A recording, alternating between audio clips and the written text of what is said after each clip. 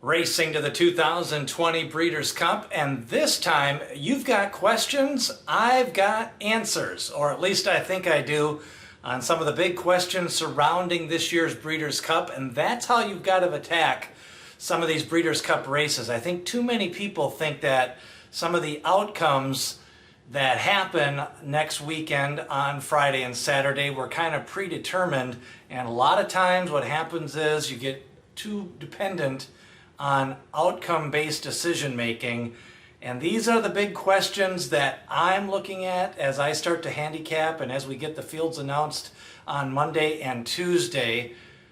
These are some of the opinions I have from all of my notes, watching the replays, and taking a look back at what happened in some of these races.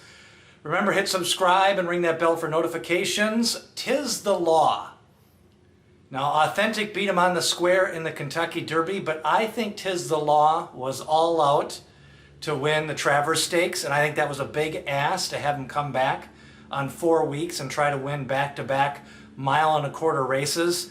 We see it year after year, horses who try to win the mile-and-a-quarter Jockey Club Gold Cup and then win the Breeders' Cup Classic. It just doesn't happen very often. And in the modern thoroughbred, just asking that's a big ask. It doesn't really matter how easy the race looks.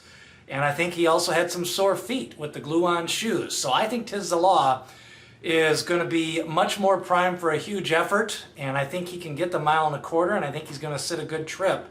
So I'm not so sure that Kentucky Derby reflects the true talents of Tiz the Law.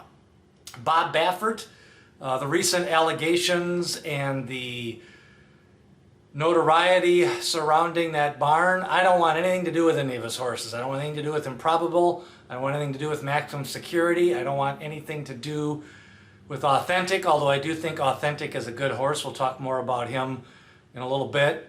But I don't want some of his other horses. Now, Princess Noor is maybe the only one I want out of him because she could be a pretty special horse. But she's got some pretty tough competition in that race. But Princess Noor, legitimate talent. I will probably play her a little bit, but I don't want anything to do with the big three in the Classic.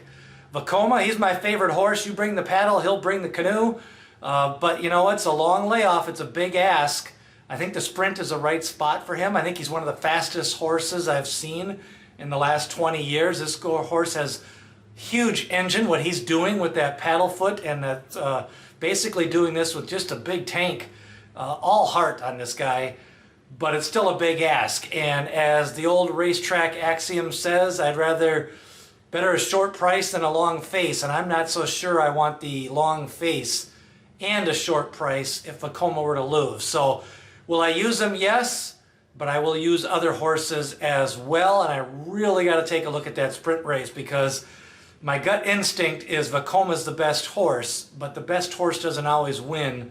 And he's gotten some good trips. He's naturally fast. If he's 100% healthy, he can easily win this race, and I mean easily. Nashville, all those other turkeys are running for second. But the 20 years of handicapping experience and a little bit of cynicism says I have to take a long look at Vekoma in that race. Jackie's Warrior, remember, this is not the Kentucky Derby. So whether you think he can win the Kentucky Derby and about his pedigree and all of that, that doesn't matter. Can he win on Friday in the juvenile? And there's really only a couple of horses that can compete against him at this time. He doesn't even need to improve. His speed figure is good enough to win. If he can just come back and run a 100 Brisnet speed figure, that will win this race. The only concern is no Lasix. Maybe he bleeds after 4 races. The last race, again, no matter how easy they look, they always take it out of you, and that was a big number in that race for Jackie's Warrior. Princess Noor, we already talked a little bit about her. You know, she's a good horse, but I think day out of the office, because of the connections and winning at Gulfstream and where the workouts are located at, this is a legitimately good horse. She is going to give a run going into that turn. And if they ride her aggressively and ride her to win this race, she can beat Princess Noor. Now, Princess Noor may just be a better horse, maybe a better talent. But day out of the office is a good one, and so is Princess Noor. I think this is going to be a horse race, and it should be a good matchup. Tom's d'Etat, mixed signals with this horse.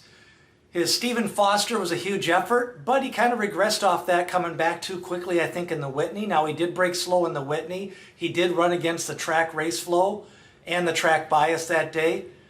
Is he capable of putting up a big effort? You know, some of his efforts, even as a 3-year-old and 4-year-old, he's lightly raced.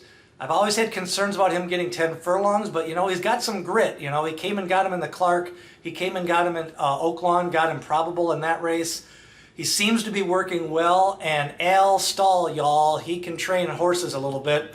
If anybody can have this horse ready to fire off the big layoff, and he's given him a string of workouts, that means that he's pretty much ready to go. I think Tom's Day Tot at 6 or 7 to 1 is a lot more interesting to me than Maximum Security and Improbable at lower prices. Meanwhile, Aunt Pearl, I think a lot of people are thinking this horse is a easy winner, and she looked good. I don't know. The race flow in that race was very odd. Nobody really attacked going into the turn, and nobody closed late. Whenever I see a turf race with nobody closing lately, it always kind of, the bells start going off in my head saying, I don't know, I just don't like that race flow. I like, even when I have an easy winner on the turf and they're leading easily at the end, I always like to see closers, because to me, that's how the races are run, with the race flow. So just the fact that everybody was kind of fading late and nobody was really challenging in that race makes me wonder who Aunt Pearl beat. And Essential Quality, I don't want anything to do with this horse. That's a horrendous looking paddle. He is going to have another short career. Yes, horses can run with a paddle. Vekoma's proof of that, but Vekoma only has 8 lifetime races, and he's had foot injuries all summer long. Basically, he's put together 3 years of campaigns with 3 races in each year, and that's what I see for Essential Quality. These horses do not outrun a paddle. They can run big races, and they can win races, but they're not going to have long careers. So Essential Quality, I have big repercussions about him. That's a nasty looking paddle. Even a Sidewinder paddle, more so than Vekoma. So take it for what it's worth. Those are some of the questions that I'm asking myself. What are the questions that you are asking? Leave a comment below. If we get enough questions, I will do another video with questions on Tuesday. So leave your questions and I will answer them in a future video. Remember, hit subscribe, ring that bell for notifications as we get you ready for the 2020 Breeders' Cup.